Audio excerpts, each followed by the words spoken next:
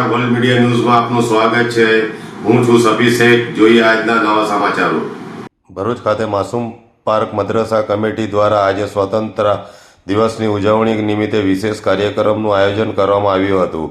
આ પ્રસંગે ભરૂચ નગરપાલિકાના કાઉન્સિલર શ્રી શમશાદ અલી સૈયદના હસ્તે રાષ્ટ્રધ્વજ ફરકાવવામાં આવ્યો હતો।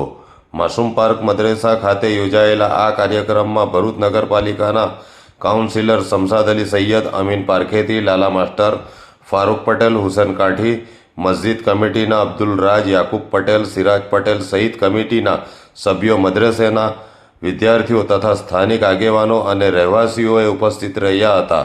દેશભક્તિના માહોલ વચ્ચે રાષ્ટ્રધ્વજને સલામી આપી દેશની આઝાદી માટે સંઘર્ષ કરનાર સ્વતંત્ર સેનાનીઓએ અને શહીદોના બલિદાનને યાદ કરવામાં આવ્યું હતું। કાર્યક્રમ દરમિયાન દેશની એકતા, અખંડિતતા અને ભાઈચારા સાથે સૌએ દેશની પ્રગતિમાં પોતાનું યોગદાન આપવાનો સંકલ્પ વ્યક્ત કર્યો હતો।